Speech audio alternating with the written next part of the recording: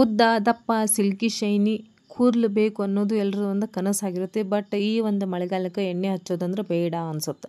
So ನೀವು ಎಣ್ಣೆ ಹಚ್ಚೋದು ಬೇಡ, ಇಲ್ಲಿ ಯಾವ ಶಾಂಪು ಚೇಂಜ್ ಮಾಡೋದು ಬೇಡ, ನಮ್ಮ ಕೂದಲು ಉದುರ್ಲಿಕ್ಕತ್ತಾವಂತ ₹0 ಖರ್ಚೊಳಗೆ ಇವತ್ತಿನ ಈ ಹೋಮ್ ರೆಮಿಡಿನ ಮಾಡಿ ತೋರಿಸ್ಲಿಕ್ಕತ್ತೀನಿ. ಸೂಪರ್ ಆಗಿರುವಂಥ ಹೋಮ್ ರೆಮಿಡಿ ರೀ. ಸ್ಕಿಪ್ ಮಾಡಿದ ಎಂಡ್ ತನಕ ನೋಡಿರಿ. ಇನ್ನೂ ಚಾನಲ್ನ ಯಾರು ಸಬ್ಸ್ಕ್ರೈಬ್ ಮಾಡಿಲ್ಲ ನೀವು ಕೂಡ ಚಾನಲ್ನ ಸಬ್ಸ್ಕ್ರೈಬ್ ಮಾಡ್ಕೊಳ್ರಿ. ಫ್ಯಾಮಿಲಿ ಫ್ರೆಂಡ್ಸ್ ಜೊತೆಗೆ ಶೇರ್ ಮಾಡಿರಿ, ಲೈಕ್ ಕಮೆಂಟ್ಸ್ ಮಾಡ್ಲಂಗೆ ಹೋಗಬೇಡಿ. ಸೊ ನಡೀರಿ, ಇಲ್ಲೇ ಸ್ಕಿಪ್ ಮಾಡಿದಾಗ ಎಂಡ ತನಕ ನೀವು ನೋಡಿದ್ರೆ ಅಂದರೆ ಇದ್ರ ಬೆನಿಫಿಟ್ಸ್ ಏನೆಲ್ಲ ಇರ್ಬೋದು ಅಂತ ತೋರಿಸ್ತೀನಿ. ಮೊದಲನೇದಾಗಿ ಈರುಳ್ಳಿ ತೊಗೊಂಡಿನಿ. ಸೊ ಫಸ್ಟ್ ಇಲ್ಲಿ ಈರುಳ್ಳಿ ತೊಗೊಂಡು ಅಲ್ಲಿ ಸೈಡ್ ಇಟ್ಟು ಬಿಡ್ರಿ.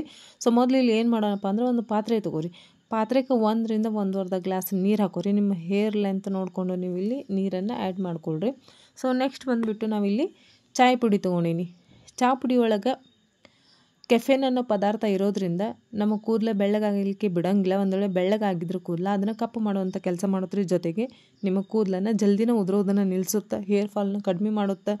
ಆಮೇಲೆ ನಮ್ಮ ಹೇರ್ಸ್ಗೆ ಸಿಲ್ಕಿ ಶೈನಿಂಗ್ ಒಂದು ಹೊಳಪನ್ನು ತರಲಿಕ್ಕೆ ಕೆಲಸ ಮಾಡುತ್ತೆ ಈ ಒಂದು ಚಾಯ್ ಪುಡಿ ಬಗ್ಗೆ ಆಲ್ಮೋಸ್ಟ್ ನೀವು ಕೇಳ್ತೀರಿ. ಇದರ ಟೋನರ್ನು ನೀವು ಆಲ್ರೆಡಿ ಯೂಸ್ ಮಾಡಿರ್ತೀರಿ ಅಂದ್ಕೊಂಡಿನಿ. ಮಾಡಿಲ್ಲ ಅಂದ್ರೆ ಈ ಒಂದು ವಿಡಿಯೋನ ನೋಡಿರಿ. ಇಲ್ಲ ಅಂದ್ರೆ ನನ್ನ ಹಿಂದಿನ ವಿಡಿಯೋ ಒಳಗೆ ಸಾಕಷ್ಟು ವಿಡಿಯೋಸ್ ಇದ್ದಾವೆ.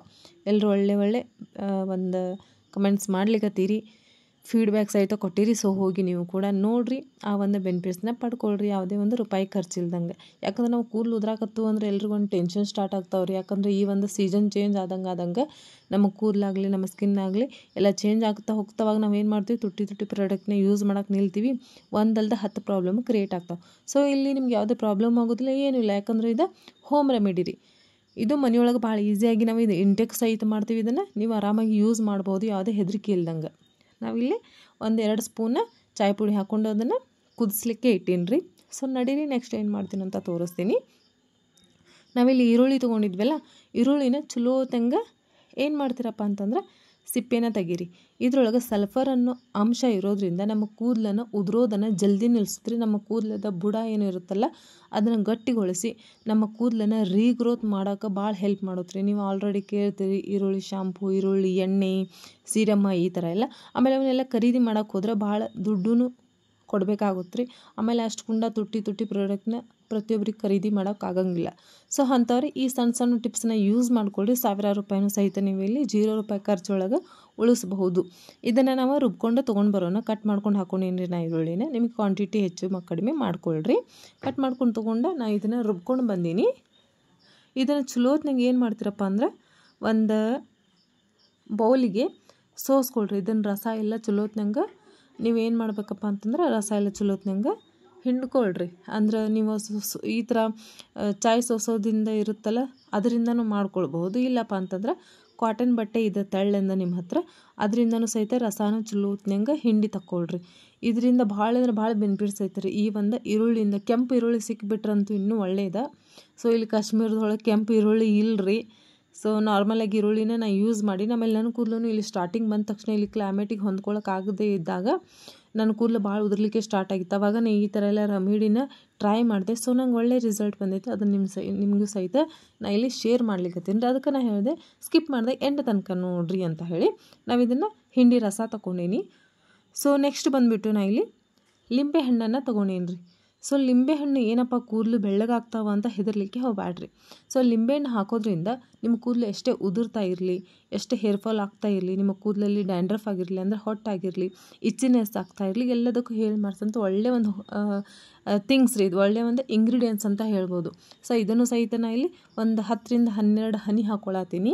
ಸೊ ಇದನ್ನು ಸ್ಕಿಪ್ ಮಾಡಲಿಕ್ಕೆ ಹೋಗಬೇಡ್ರಿ. ಯಾರಿಗೆ ಜಾಸ್ತಿ ಹೇರ್ ಫಾಲ್ ಆಗ್ತಿರ್ತೈತಲ್ಲ ಅವ್ರು ಮಾತ್ರ ಈ ಲಿಂಬೆಹಣ್ಣನ್ನು ಸ್ಕಿಪ್ ಮಾಡಲಿಕ್ಕೆ ಹೋಗಬೇಡ್ರಿ. ಮೊದಲನೇದಾಗಿ ಹೇರ್ ಫಾಲ್ ಯಾಕೆ ಆಗುತ್ತಪ್ಪ ಅಂದ್ರೆ ಮೊದಲು ನೀವು ತಿಳ್ಕೊಬೇಕ್ರಿ.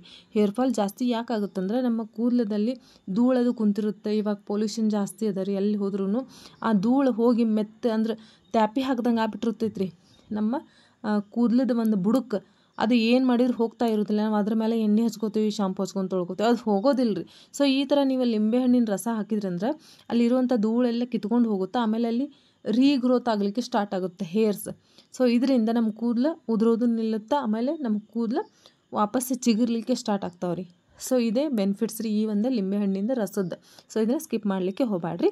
ಸೊ ನಾ ಇಲ್ಲಿ ಈ ಒಂದು ಚಹಾ ಪುಡಿನೂ ಕುದಿಸ್ಲಿಕ್ಕೆ ಇಟ್ಟಿದ್ದೆಲ್ಲ ಅದ್ರದ್ದೆಲ್ಲ ಒಳ್ಳೆ ಕ್ವಾಲಿಟಿ ಈ ನೀರೊಳಗೆ ಹೋಗ್ಯದ ರೀ. ಇದನ್ನು ಚಲೋತ್ನಂಗೆ ಸೋಸ್ಕೊಳ್ರಿ. ಇದರದಿಂದ ಇಷ್ಟೊಂದು ಬೆನಿಫಿಟ್ಸ್ ಅದ ರೀ. ಖರೇನ ಅವು ಹಾರ್ಬೇಕು. ನೀವು ವಾಪಸ್ ಬಂದು ರಿಸಲ್ಟ್ ಖಂಡಿತ ಶೇರ್ ಮಾಡಿರಿ. ಸೊ ನಿಮ್ಮ ಒಂದು ರಿಸಲ್ಟಿಗೆ ಕಾಯ್ತಾ ಇರ್ತೀನಿ. ಯಾಕಂದ್ರೆ ನನಗೆ ಒಳ್ಳೆ ಬೆನಿಫಿಟ್ ಸಿಕ್ಕಿದೆ ರೀ, ಒಳ್ಳೆ ರಿಸಲ್ಟ್ ಅದ ಇದರಿಂದ. ಆಮೇಲೆ ಇಲ್ಲಿ ನಾ ಎರಡನ್ನೂ ಯೂಸ್ ಮಾಡಿ ತೋರಿಸ್ಲಿಕ್ಕತ್ತೀನಿ. ಇದ್ರೊಳಗೆ ನಾನಿಲ್ಲಿ 2 ಹೋಮ್ ರೆಮಿಡಿನ ಮಾಡಿ ತೋರಿಸ್ಲಿಕ್ಕತ್ತೀನಿ. ಸೊ ಎರಡೂ ಸ್ಕಿಪ್ ಮಾಡ್ದಂಗೆ ಮಾಡಿರಿ, ಸೂಪರಾಗಿರೋಂಥ ರಿಸಲ್ಟ್ ಸಿಗುತ್ತೆ ನಿಮಗೆ. ನಾ ಇಲ್ಲಿ ಎಲ್ಲನೂ ಚಲೋತ್ನಂಗೆ ಸೋಸ್ಕೊಂಡು ಬಂದಮೇಲೆ ತೋರಿಸ್ಲಿಕ್ಕತ್ತೀನಿ ನೋಡ್ರಿ. ಇಲ್ಲಿ ಭಾಳ ಸುಡ್ಲಿಕ್ಕತ್ತದ. ಇದು ಸ್ವಲ್ಪದ ಆರ್ಲಿ ರೀ.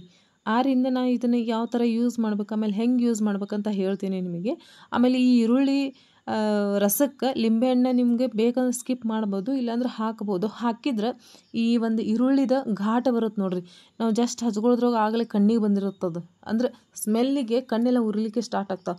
ಅದೆಲ್ಲ ಬರಬಾರ್ದು ಅಂತ ಹೇಳಿ ಈ ಒಂದು ಲಿಂಬೆಹಣ್ಣು ರಸನ ಹಾಕೀನಿ. ನೀವು ಬೇಕಂದ್ರೆ ಸ್ಕಿಪ್ ಕೂಡ ಮಾಡ್ಬೋದು. ಬಟ್ ಒಳ್ಳೆ ರಿಸಲ್ಟ್ ಬೇಕಂದ್ರೆ ನಾ ಇಲ್ಲಿ ಯಾವ ಥರ ಹಾಕೀನಿ, ಯಾವ ಥರ ಯೂಸ್ ಮಾಡೀನಿ ಈ ರೆಮಿಡಿನ, ಆ ಥರ ನೀವು ಯೂಸ್ ಮಾಡಿದರೆ ಒಳ್ಳೆ ರಿಸಲ್ಟ್ ಸಿಗುತ್ತೆ. ನೀವು ಬೇಕಂದ್ರೆ ಸ್ಕಿಪ್ ಮಾಡ್ಬೋದು ಲಿಂಬೆಹಣ್ಣು, ಅದನ್ನೇ ಹೇಳಿದೆ. ಆ ಲಿಂಬೆಹಣ್ಣು ರಸ ಹಾಕೋದ್ರಿಂದ ಸ್ಮೆಲ್ ಬರೋಂಗಿಲ್ಲ. ಒಬ್ಬೊಬ್ಬರಿಗೆ ಈರುಳ್ಳಿ ಸ್ಮೆಲ್ ಆಗಿ ಬರ್ತಾರಂಗಿಲ್ಲ.